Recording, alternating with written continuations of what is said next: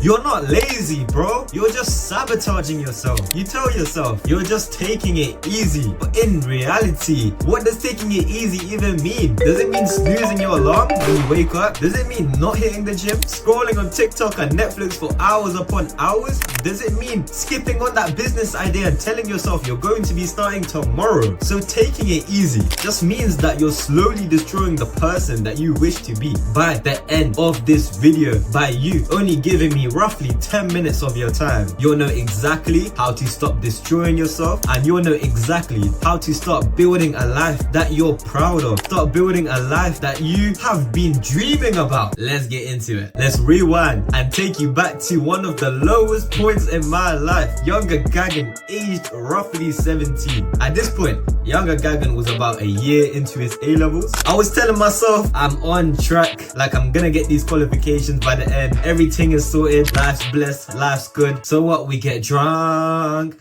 So what, we smoke weed. But deep down, I just knew I wasn't doing enough. I went to school, did dumb shit before school, did dumb shit during school, and then I went home and I revised for the rest of the day and I hit the gym and my life was sorted. Cool, thank you for watching, guys. Catch you on the next one. In actuality, after school, I would just mess around, and even when I got home, I was indulging in more instant gratification. This paired with myself telling myself I'm gonna start my revision tomorrow, I'm gonna start that homework piece tomorrow, really ruined my life. The wake up call for me was getting class tests back and failing on all of them and pretty much being one of the worst students academically in the class. I felt stupid, and this is when it really hit me as to what I was doing, as to why I wasn't getting the grades that I wanted. I realized the life I was living and the trajectory of what I was doing was nowhere near the life I was dreaming of, was nowhere near the life that I wanted. Instead, what was the only thing I had? The only thing I had at that point was just fried dopamine receptors, triggering crazy ADHD, causing me to not just distract others around me, especially during those library sessions, if you know what I'm on about, but also distracting myself. I could be sitting in a room alone and I would still be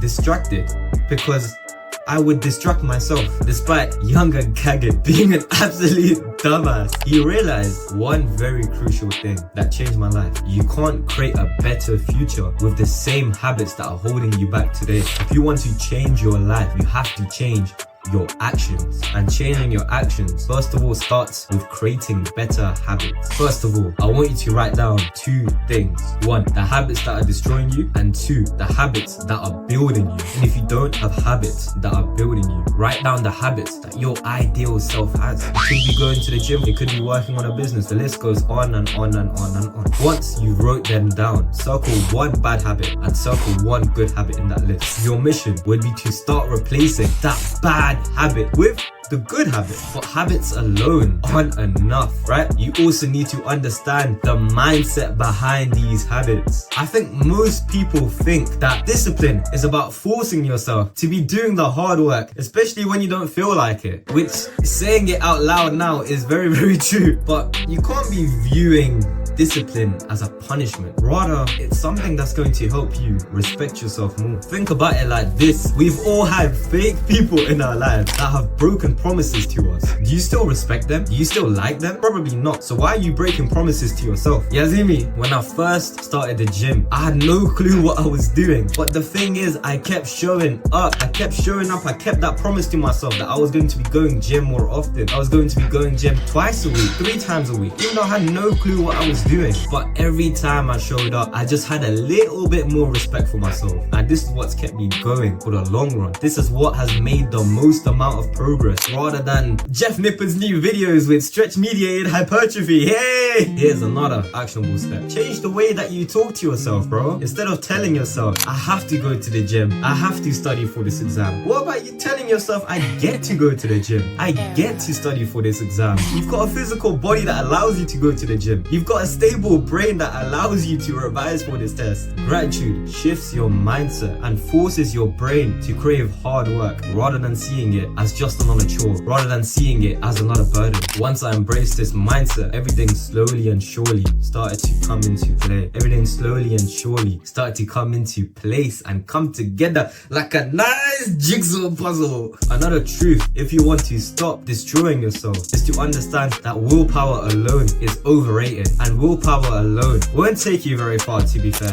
You need to make it easier to succeed and make it harder to fail by default. For example, when I wanted to cut down on my screen time, I didn't just purely rely on willpower. I wasn't just there like, I'm gonna stop going on my phone, I'm gonna stop going. What I did instead was put screen blockers on my phone, was turn off my phone, was utilize the built-in functions like focus mode and or do not disturb mode. The result? I had fewer distractions and more focus by default. Being distracted wasn't even an option anymore because I couldn't be distracted. If my phone was switched off, how can I be distracted? Here are some actionable steps that you can take as well. Identifying your biggest distractions and removing them. That's it, remove them. Number 2, replace the triggers with good habits. For example, keep a book on your desk or keep a book near your bed at night, so you're reading the book instead of scrolling mindlessly on your phone. But even with the most perfect tailored environment ever, even James Clear approved environment, you need one more thing to stay consistent. Why are you here, bruv?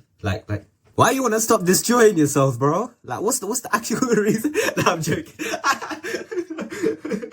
Why are you here? Why do you want to stop destroying yourself? If you don't have a strong reason, if you don't have a solid answer to this question, whenever things even get a little bit difficult, whenever things get a little bit hard, pause. You're gonna give up. You won't push through. For me, my why is freedom. I want to give my family the best life possible. I want to give myself the best life possible, which includes mastering my mental health, building the best physique I possibly can. And the list goes on and on and on and on, whilst also feeling so proud of myself that I've helped other young men in the world feel just as proud of themselves like how I do about myself. Genuinely changing the world and bringing smiles onto young men's lives, curing their depression, making them feel proud of themselves. This is my why. Every time I feel like skipping a workout, every time I feel like wasting time, that's what I think about. If I don't record this video today, another young man might die and commit suicide or be so caught up in that terrible loophole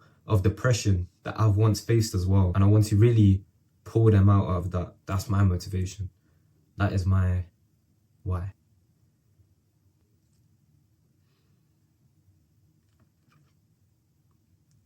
Wow. Okay, that's actually really deep. I'm not gonna lie to you. Ah, man. Crazy, man. Anyways, here's another actionable step. You need to write down your why, and you need to put it somewhere that's very, very easy and accessible for you to see. It could be a sticky note in your room mirror. It could be your lock screen background on your phone. Make sure it's always in front of you and non-consciously you see it without thinking. Imagine this. Sometime from now, you wake up being the best version of yourself, being as close to your ideal self as possible, perhaps even being your ideal self. You're confident, you're disciplined, and you're living a life that you're proud of. All because you made the decision today to stop destroying yourself, and you made the decision today to start building the life that you deserve, start building the life that you will be proud of. So here's my little challenge to you. Pick one habit that's holding you back and pick one habit that will help you move forward. Start replacing the bad with the good today. Not tomorrow, not next week, not next month, today. Why should you start today and not tomorrow? Because your decisions today will define your tomorrow. Thank you for watching, and I'll catch you in the next one.